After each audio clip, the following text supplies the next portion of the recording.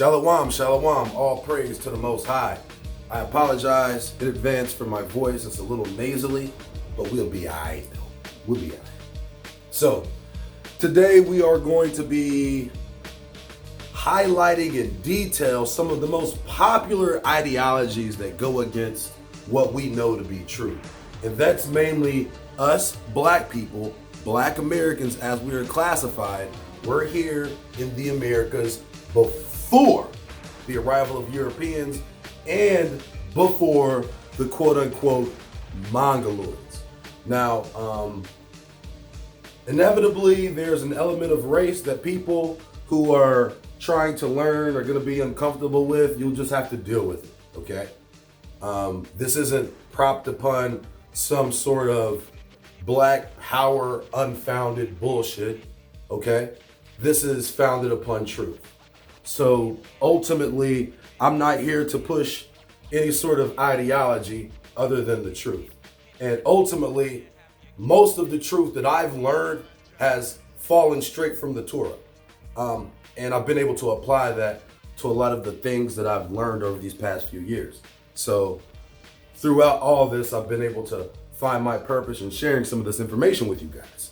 So today we're just gonna be highlighting and detailing more aspects of the out of Africa theory and just debunking the ideology in general. So first of all, there's a thing that people have to get out of their minds, that Africa is synonymous with black. And I'm gonna say this before we go any further, okay? All of this information that you know or you think you know has fallen straight from the cloth of Jesuit Freemasons who do nothing but lie, cheat, steal, and murder, okay? And these are all the people that normal black people talk about all the time about how bad these people are. But honestly, you're really talking about the people who gave you all of the knowledge that you stand so firmly and proud upon. So today, I want to specifically talk about DNA as it concerns Africa. All right, so we're going to do this again. I'm going to try to draw a map. Africa is actually a lot easier to try to draw than the Americas. You know what I'm saying? Africa's not that hard to draw. Now, I messed that up. It's way out of proportion. So I'm going to have to start over. Just going to make this a little bit bigger here and go down. And then it's like, you know, so obviously the Africa's not as good as the American drawing I had the other week, but nonetheless, this will work, all right? So what we'll find out, and what you'll find out through, I guess, how they classify haplogroups, they start with what we call Y DNA, okay? So Y DNA is not maternal DNA or what they call mitochondrial DNA. Y DNA is paternal DNA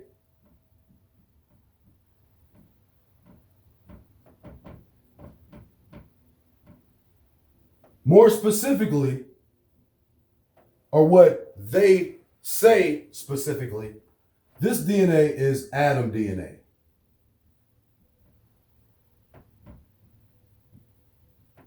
And I want to how do I say this? When they are referring to this Adam DNA here, this is what we would call like the original stock, okay?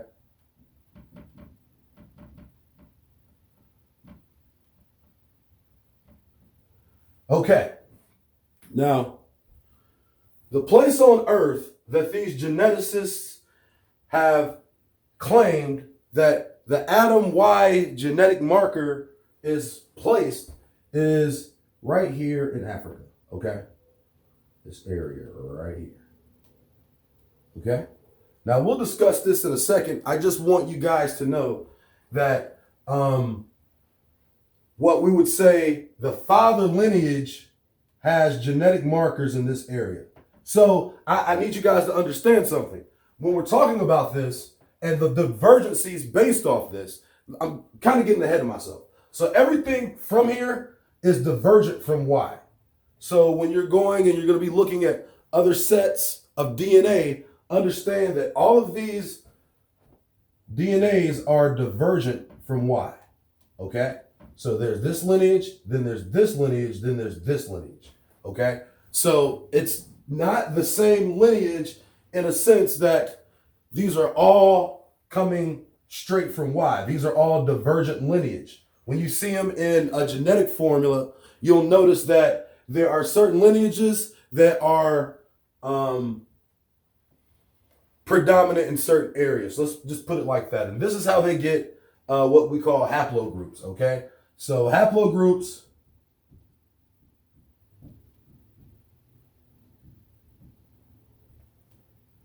are basically geogenetic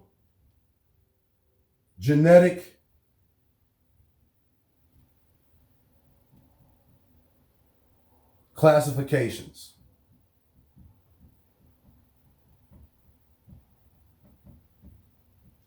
Okay? Geogenetic classifications.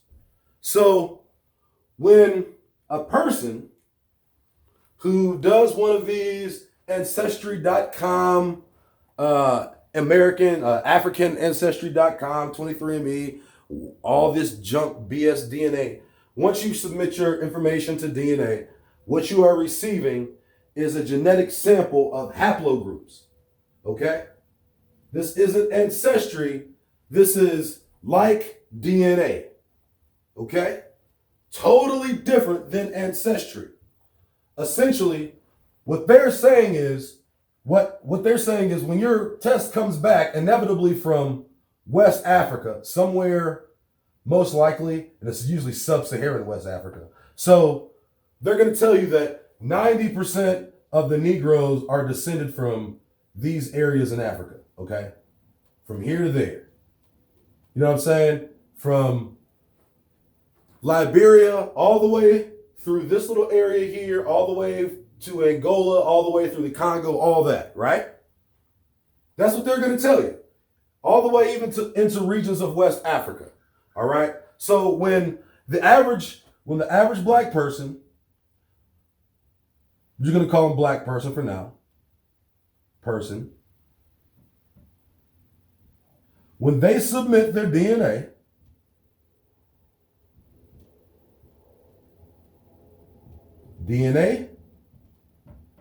to any company, it will inevitably go to West Africa.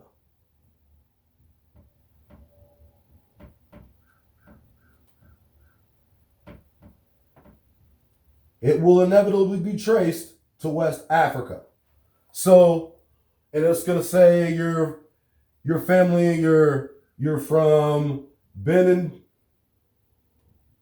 You know what I'm saying? They're going to say you're from Nigeria,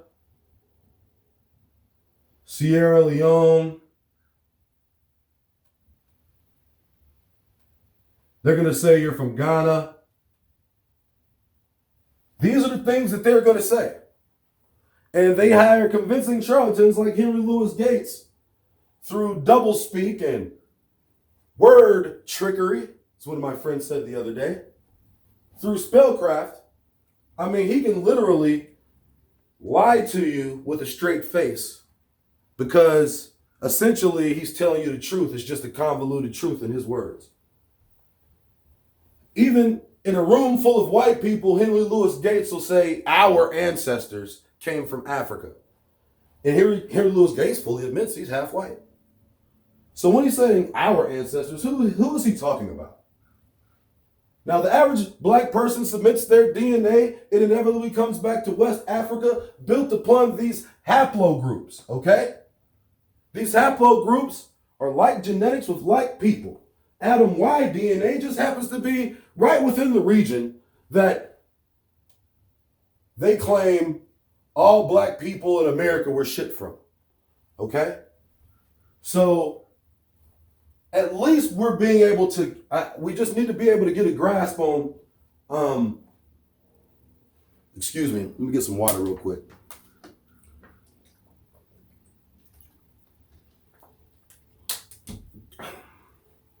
We just need to be able to get a grasp on exactly what we're talking about in terms of why they even say black people are from this area. Okay, so now we're going to go into a little bit of history of these areas. But first, I want to make sure that you guys understand that the atom-wide DNA is in this area. All black people, when I say all black people, the majority of black Americans, when you submit your blood to one of these junk DNA companies, they say, oh yeah, your ancestors came from this region of West Africa. It inevitably always points to West Africa. Why is that? Because it needs to fit their slave trade doctrine, okay? So now getting into the history of these haplogroups. So just in case you guys are not familiar, there was once an organization called the American Colonial Society.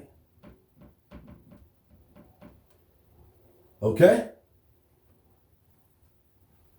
This American Colonial Society's objective, as it is written in Wikipedia or any propagated source that you will go find, it will say that they were looking to recolonize Africa with freed slaves. That's what it says. Recolonize Africa with free slaves. So here's one thing that we know. Now this is called the American Colonial Society, okay? Members like Bushrod Washington, which is like the nephew, I think George Washington or somebody. Bushrod Washington and Henry Clay, a huge land and slave owner. They were all members, okay? Their objective was to recolonize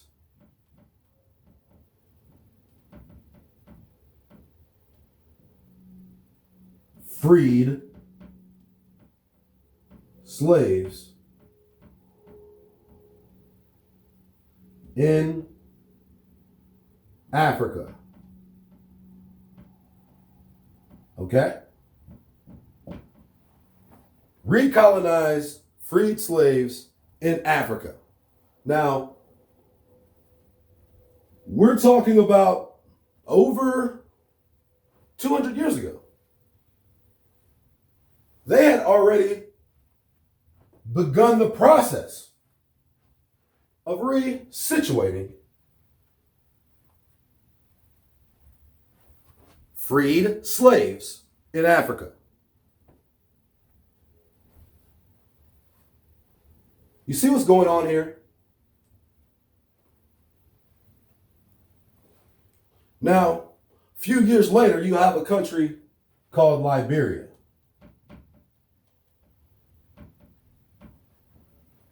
Later, Sierra Leone. These countries' borders were drawn exclusively to colonize American blacks. Was this a homecoming? If these slaves were African, where were their people when they returned from Africa or returned to Africa? Pose that as a question. We're going to go a little bit deeper with that. So you have Liberia, you're going to have Sierra Leone, and other areas in West Africa. Now, here's the biggest missing nugget of the genealogy. That long before the American Colonial Society came along, all right, which was in the mid to late 1700s, I'm not sure exactly, sometime around 1780 to 1790, okay? So in the mid 1780s, approximately, because I can't remember, they had already started taking freed slaves to Africa. But this often goes missing throughout all of this. The slave trade from the Americas to Africa is an undocumented slave trade. And we're not just talking about to Africa, we're talking about to Europe and to areas in the Mediterranean as well. Here's what we know. That our people were being brought to these lands here, all down this coast, as slaves. As early, slavery started as early as 1500, actually 1492, actually.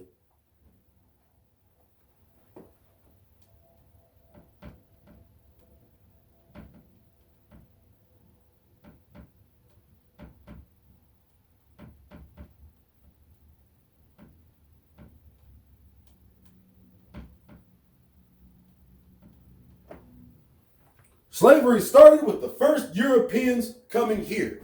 Not slave. I want to say slavery in the Americas. Our version of slavery.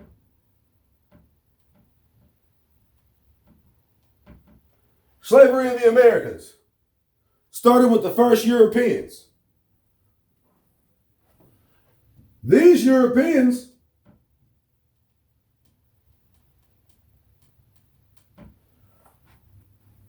were not just white.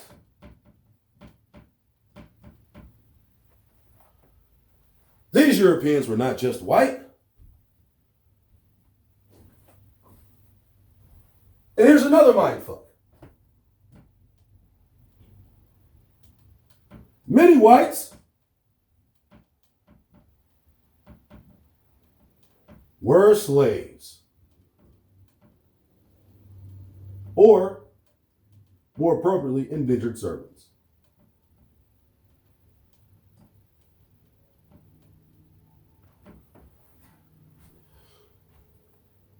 Need a bigger board. Need a bigger board. Many whites joined these conquistador missions as slaves and indentured servants to work for a guy for 7 years and get his own plot of land. His 40 acres and a mule came after 7 years of indentured service. Even the idea of slavery's mind fucked. So, as early as 1492, slaves, when I say slaves, I mean Negro, Black Indians, Israelites, not all Israelites, ancestors were taken from the Americas to Africa as early as 1490 something, if not sooner. All right? This is undocumented. So this is from the mid 1700s. So this is from late 1700s, so 1780-ish, right? American Colonial Society, Sierra Leone, okay? That's from 1780-ish. But niggas had already been shipped over here since 1492. And that was undocumented.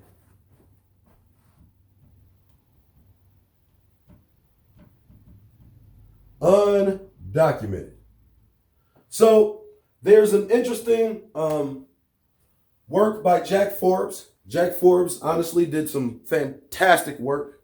In general, Jack Forbes is one of my favorite people in terms of studying what he wrote. He left a lot of gems and nuggets that we can still dig through today. All right. So I appreciate Jack Forbes for what he is. You know what I'm saying? He left a lot of great information. And one nugget that was huge that he left us with was the actual slave numbers that Columbus had already negotiated before the year 1496. And we're talking about Columbus by himself. Okay?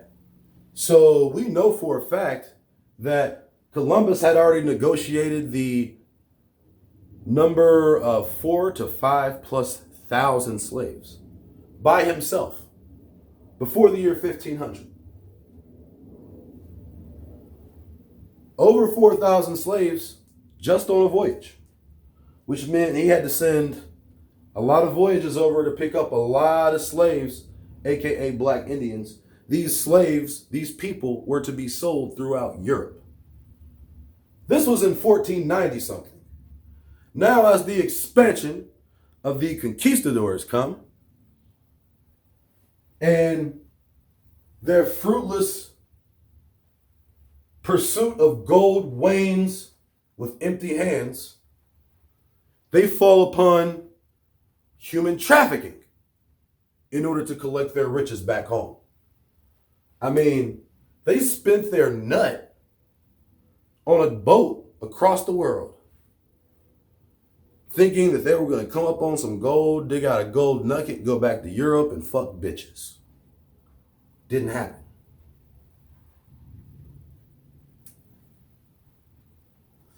When it didn't have any gold, they had to come back with something to sell. They had to come back with some commodity. That commodity was human cargo. That's how they made their money. All of them.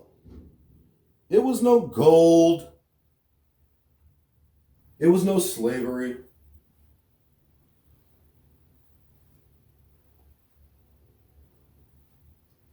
Well, it was slavery, actually. So take these notes. I'm going to erase the board, and I'll be right back. Take the notes, take the notes, take the notes.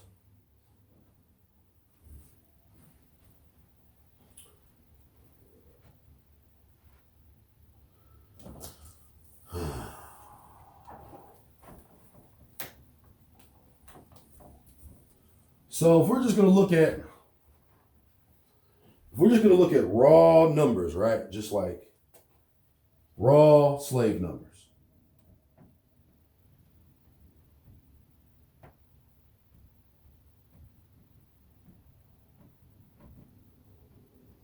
We're going to look at raw slave numbers. Okay? Now, we can go with their big numbers, but we know that at one point in time, that 100 million number, I remember niggas just said this shit all the time, it was 100 million niggas. It was a billion niggas. You know, we needed that number. We needed that number to be huge. We were fucking, we stood on that mound of oppression proudly, nigga. We love that shit. Yes, man, it was 14 trillion niggas they stole from Africa. Okay? But, so I remember, and I'm sure still in publications, they're going to say 100 million, okay? Then it dwindled down to 12.5 million. All right? Then they say the Middle Passage lost percentage of those and went down to 10.6 million. Right? Now, this 10.6 million is not representative of the slave numbers in North America. I'm going to say this again. Not representative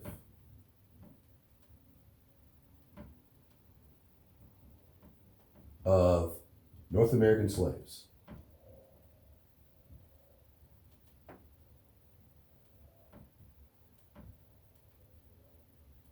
Okay? The majority of these slaves went to the Caribbean and Brazil. That's where the majority of that 10.6 million went. I would probably say that between the Caribbean and Brazil, they probably saw 7+ million, I think, something like that. So the Caribbean and Brazil saw about 7+ million slaves, all right? And the Americas, specifically North America, when I say that, saw around 400,000 total. This is a span of over 300 and some odd years, at least 350, 390 years, somewhere between 350 and 390 years. You can just put, average 350 years just to be safe. But slavery, the exchange that they document from Africa, these are the numbers that they came back with, okay? These are the numbers that are representative of what they say the true amount of slaves is. Now, this is even Dr. Henry Louis Gates. And this is the contempt that I have for someone like that, because he's obviously a smart man, but he acts like we're stupid. So he'll say that 400,000 Africans came to North America. So what's to account for the exponential amount of blacks in America now?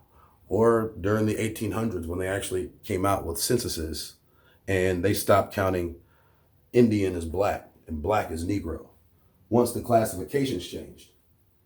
Okay? So why doesn't Gates say anything about the fact that the life expectancy of slaves was less than 24 years old, male or female? Why doesn't he say that? Which meant that they weren't having babies. There's no increased birth rate. How? Man, 22, a woman, 25.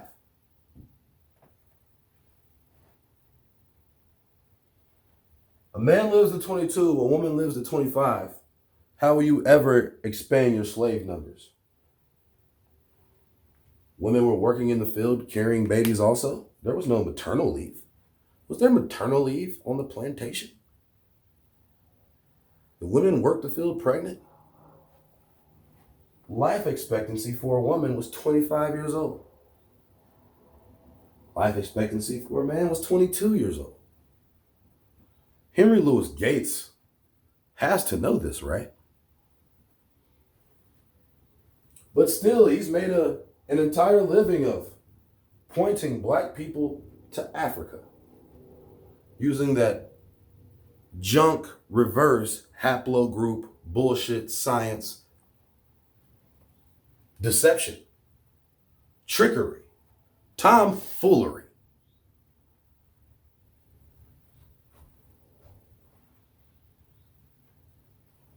$400,000 in a span of 300 and some odd years is just over 1,000 a year on average, okay? So just over 1,000 slaves a year did not populate the Americas by plus 4 million just in the South by the year 1860. What happened? I mean, as America expanded, their slave population grew, even after the slave trade ended. So, if the African slave trade ended 1808, ended, okay? No more new slaves, no new slaves after 1808, right? African ended slave trade. African slave trade ended with the Slave Trade Act, okay? Which essentially ended any slaves being shipped into North America. That was in 1808. Well, the slave population aka black population, increased from 790,000 to 4 million.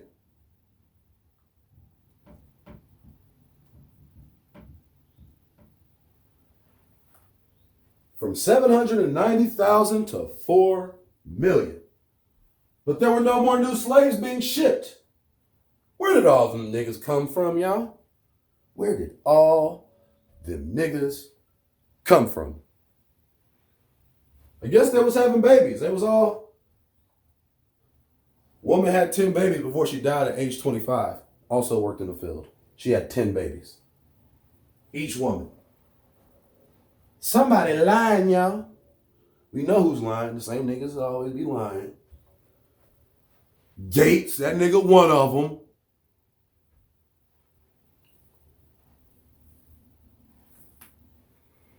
All right. Calm down, UB. Calm down, man. Calm it. All right. 4 million. We see the slave population jump as what happens at the same time that this population jumps. Oh, they were conquering the South. The South. And what were they also doing? Expanding west.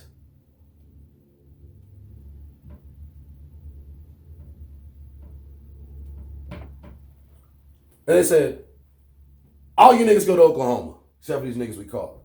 They slaves. They ours. They are property now. You feel me? And then everybody else took their ass to Oklahoma. Side note, Oklahoma.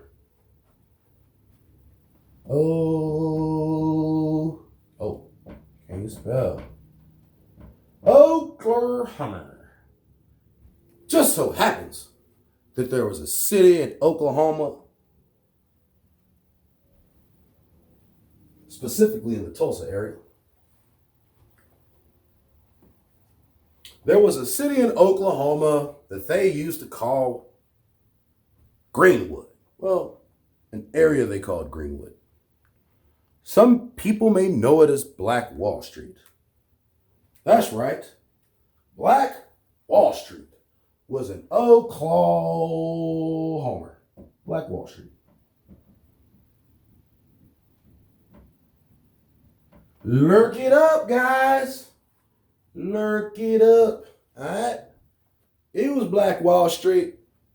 It was in Oklahoma. And you know what? It was smack dab in the middle of Indian territory.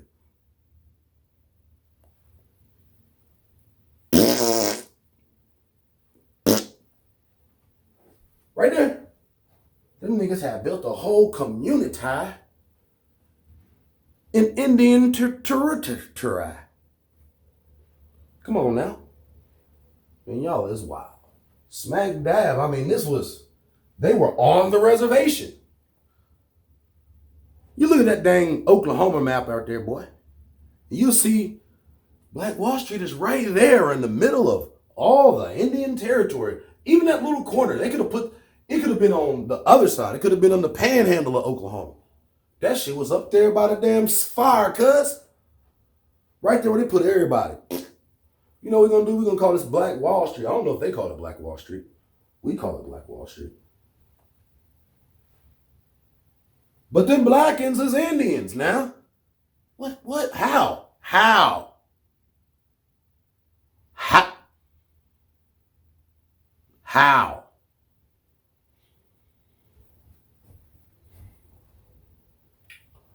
So we're looking at the censuses. We can look at the population. We can see that the deception is not even really cleverly hidden. Our thing is we just don't read that much. We don't like to read. There's a lot of cool old books, but now we're reading. It's cool, man. It's really cool to come across that old new shit. And it's not really new because it's new to us because, I mean, it existed, but this is information that's new to us. So now it gives us a new perspective on our condition.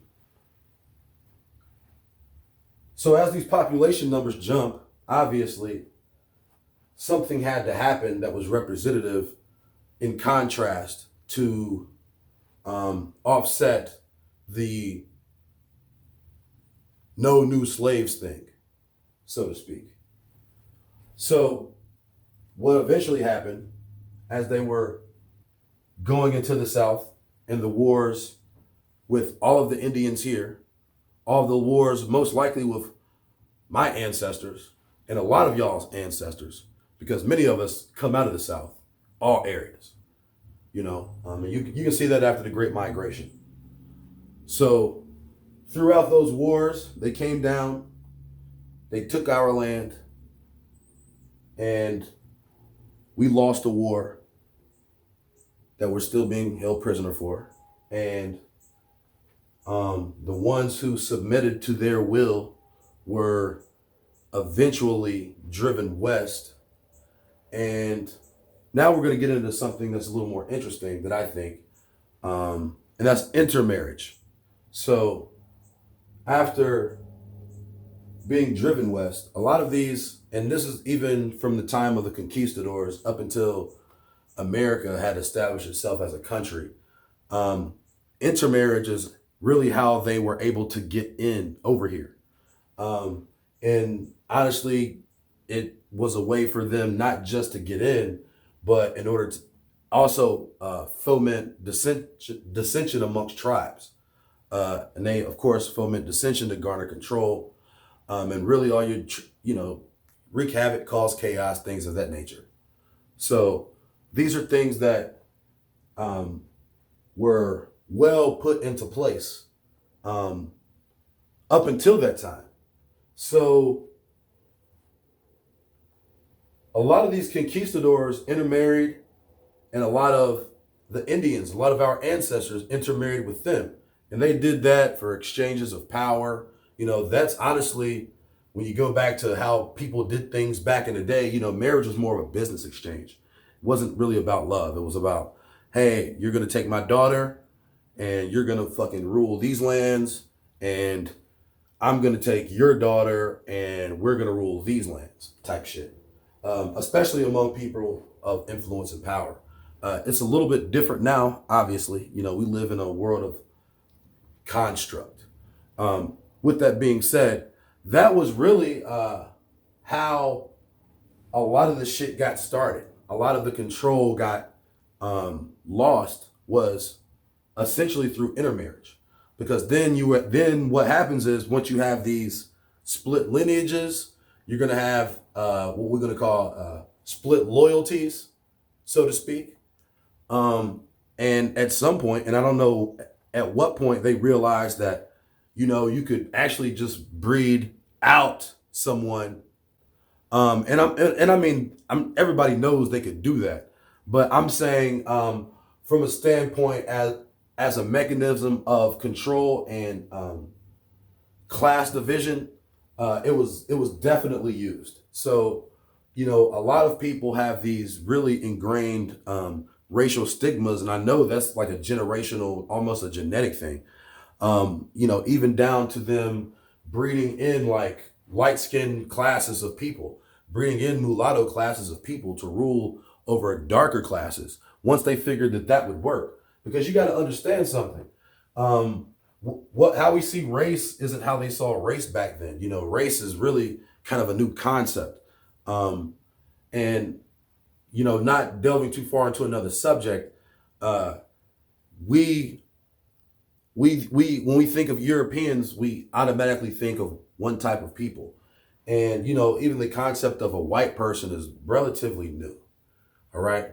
And skin color is more of a geogenetic adaptation as opposed to always genetic. Just like they're dark, very, very, very, very dark Caucasians, they are very, very light Negroes. So in addition to genetics, we have just a totally different lens on what we see other people as versus what other people really are. And obviously I talk more about this in the Smartest Beast series, but just like I said, all skin folk ain't kinfolk. You can put me beside somebody who's Indian and they're not me. I'm hella lighter than them. You know what I'm saying? I got these red undertones. I'm super light. You know what I'm saying? With that being said, you can put me beside a dark ass person from Fiji who looks more Negro than me. A nigga who's darker than me, he got an afro. Like, he can grow an afro. Like, I used to be able to grow an afro, but I'm bald. I shave my head. That nigga looks more Negro than you would say me, but that nigga's zero Negro. He's actually all Caucasian. It's all about appearance. Nigga got an afro, dark skin, look blacker than black, blacker than black. He's actually a Caucasian. Okay? And that's the difference in genetics. That's why we have to use their science in order to figure out certain things. That's how we know that a nigga can look just like you and not be you. You know what I'm saying? Just like a nigga can not look like you and be you. I used to ask this question. It's a cognitive dissonance question. Okay? This is a very simple cognitive dissonance question. I asked it on Instagram. I said, the question was, who are we as Black Americans, as Israelites, or whatever you consider yourself, as a Black American from this continent, who are you more closely related to? I said, a light-skinned Latino or a light-skinned or a dark-skinned African? It's just a cognitive dissonance question. Because at the end of the day, that light-skinned Latino, yeah, they're probably not that more closely related to you, but they're more related to you than the African is. Because chances are that light-skinned Latino, once you look down at their lineage, okay, their ancestors, they probably have how many Aboriginal ancestors?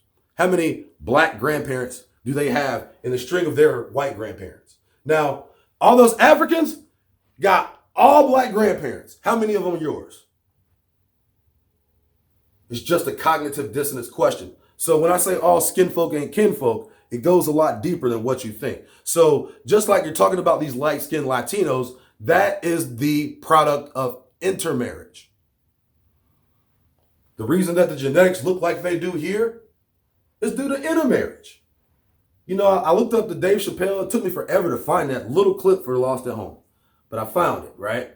Where he's saying, Dave Chappelle, a Black man, has an Asian wife. She's Filipino. Her children look Puerto Rican. Why? Because genetics are freaking crazy. Real shit. I know for a fact, it's like I can look at I've seen a half black and half white person, and I've seen a quadroon that looks blacker than a mulatto. Matter of fact, I've seen a mulatto, like a half black white person that looks hella more white than a person who is quadroon, and the person who's quadroon got like hella black features. These are real things that is really more than the lens. It's mostly about the continent that your grandparents came from. So that's how they are different. And that's why the lineage is paternal, getting back to the Adam Y DNA and other people's DNA. Okay? So we know why they say the Adam Y DNA is there, because our ancestors have been shipped there to those areas for at least 500 years. Because that slave trade started before the African slave trade started. All right? So these are all things that we just have to put into some real perspective. Just like through intermarriage, that's why you have nations and populations of people who look totally different. You have these quadroon populations, these octoroon populations, these populations who look, we call mongoloid. You have these mongoloid populations. And so we're going to talk about that as well. Like, let's talk about that right now. Let's get rid of this.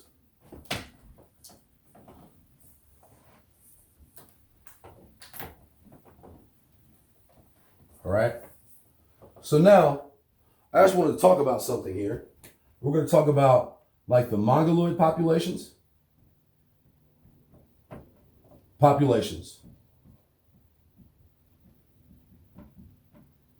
And I'm talking about the phenotype. Now, The coolest thing about doing this kind of work is I get to read the work of some of these, you can call them brilliant, well-read, well-studied geneticists who've been writing these dissertations for 15, 20, maybe not 15, 20 years, sometimes 15 or 20 years, but in most cases, 5, 10 years. They've been in these fields. They're trying to expand their doctoral thesis by, leveling up. And what happens is you just end up getting a lot of their best work.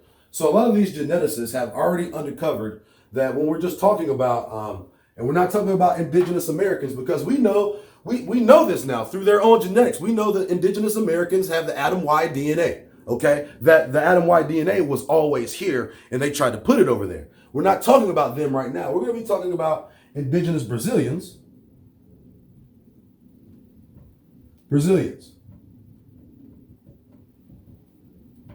And with the appearance of the Mongoloid, who have the Amerindian appearance.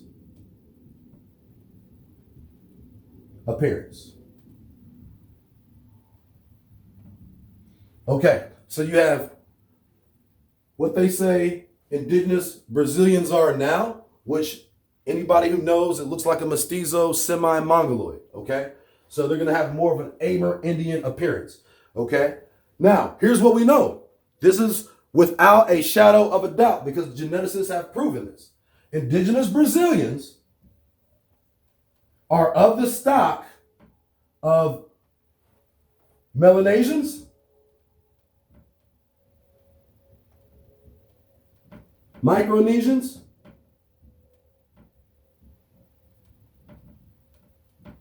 and Papua New Guineans.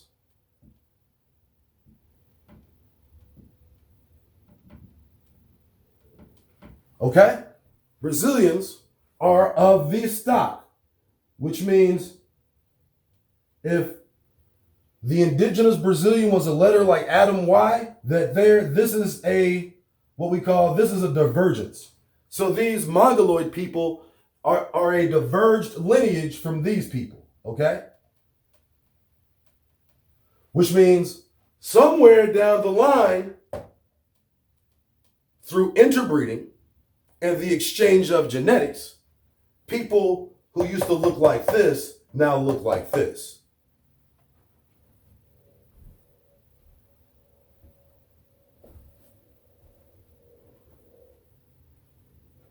Now, the people who look like this just also happen to be ancient Caucasians. Those are Negroes. Those don't have they actually don't have the Adam Y DNA from here. Okay? Well, they have a diverged lineage, okay? So their lineages diverged from interbreeding in these areas and up here in Siberia and over here in the Caucasus Caves. All right. So when they were fucking, half monkeys and or Neanderthals fucking each other with, the orgies or whatever. That's how it pictured to my brain. I don't know if that's right. I have no idea how that happened. I don't even want to think about it. But these are things that, when you're doing this kind of shit, you be thinking about the weirdest shit. I hate that it's even on my mind. But for example, so this is the diverged lineage who they say came from here, went all the way down here. So we know that this is it's an isolated population. These areas here, they're isolated populations. They haven't genetically intermingled with many other populations of the world. So they're just a great genetic sample to be able to mark. And due to that, they were able to find certain lineage, and I don't know if it's mitochondrial DNA or straight paternal DNA, but we know for a fact genetically they are more closely related to these people, right? They are more closely related to these people than they even are to these people, okay? The Siberians, you know how they say,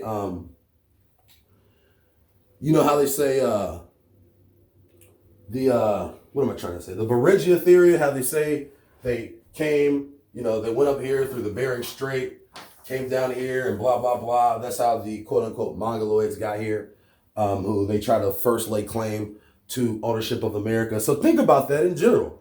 Also, so basically they're saying that somewhat of a Mongoloid stock was here first, okay?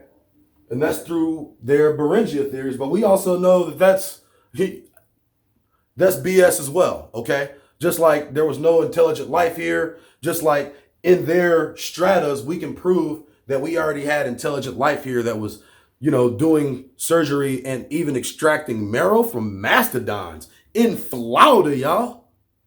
That's right. Taking marrow out mastodons, bruh.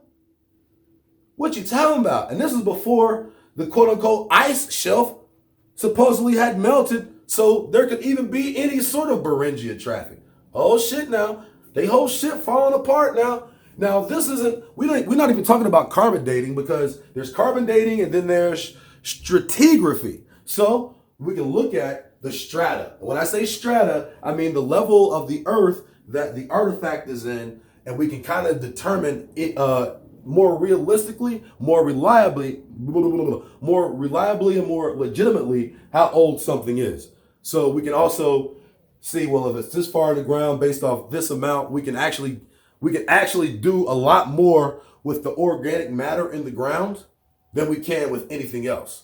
So it's not just about dating the object. We can date the soil around it. We can date the whole process. So it's a little bit different than carbon dating, which is a charlatan science altogether, okay? And that is not for this video. But in terms of genetics, I just want to say that the reason that Brazilians look like they do now is through the interbreeding of what used to look like these people with, you guessed it, Europeans. So, and this is another thing for the Smartest Beast series. These people here, we really do look at them very, very differently in terms of what they can create genetically. And anybody who has watched The Smartest Beast knows that there's a Wallace line here. And it's a line that separates like the really the geology, the biology from like the Indonesia area to the Australasia area, okay? And so it's totally different in terms of the type of fish, the type of trees, the type of flowers, like certain things that can grow here can't grow just right down the street. So this is something that they notice, like there's a real geobiological marker here that if a person from over here, if an Aboriginal Australian mates with one of these Papua New Guineans or one of these Vanuatu people or someone from the Solomon Islands, they will create anything, okay? Two dark people creating light, crazy looking Mongoloids, Caucasians, Arab looking cats. They look different, okay? And this is the union of two, what you think are just two like Negroes, but they're not Negroes. Like an Aboriginal Australian is just dark skinned. They're pretty much straight haired. They have like Negro, like they have a different brow line. They have wide noses and lips. They have a lot of Negro features. But once again, those are, the oldest Caucasians. They have more Neanderthal DNA than do the average white person. And that's, that usually gets missed through all of this. So when they breed with each other, it's a whole amalgamation of genes. They might have you will never know. I don't know how many, if they ever did that or what, and they had a baby, they'd be like, hold on, this baby is not mine, bro. Like, whose baby is this type shit? Which will be interesting, something nobody really talks about. But so I wanted to make sure that you understand that although those Melanesians look like us, they are not us. But those populations represent the true lineages of, we just say, Aboriginal or indigenous Brazilians, as opposed to what they obviously propagate now, which is something of a Mongoloid, something of an Amer Indian, okay? So we know now with all this information, we essentially can crush all of their theories. The Bering Strait theory is done. If we're going to use their science for one thing, then we can't cherry pick which thing we plan on using and which thing we don't plan on using. And that's how I feel about a lot of their bullshit. Since now we have the technology to go ahead and do the research that was only privy to certain scholars and gatekeepers. We can do our own research now. We can independently do our own studies. It really does open the world of information and knowledge to us, and we know for a fact that they're lying. Of course, we know that they lie about everything, and that includes where we're from. We are not from here, never were from here, we're from here. America is the old land. The old world is here. It was never there, it was over here. We are the wonder of the world. Talk about the 7 wonders of the world. We're one of the wonders if we're not all 7. And that's just the truth. They had to create wonders on the other side of the world because they have none. And wonders aren't structures and huge idols. Wonders are blessed people who do special things.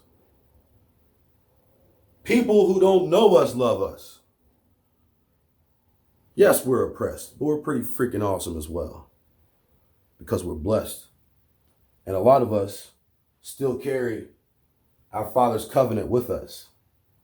So it's kind of like a superpower because faith is everything. So with that being said, I'm going to leave this part of the lecture on something Jack Forbes said. Because Jack Forbes doesn't look like us. He doesn't look like us at all. You know, he kind of looks like a white guy, kind of like a Mongoloid. You know, he definitely claims that he's got Indian blood. But he's done a lot of research that's helped our people out. You know what I'm saying? But he said something. Let's be very astute not to be used against our brothers and sisters. That's all I'm going to say about that. So I'm going to close this part of the lecture now. I hope you stuck it all the way through. I know these shits be mad long, B. 2 pats to the chest, 2 fingers to the sky. All praise to the Most High. Shalom.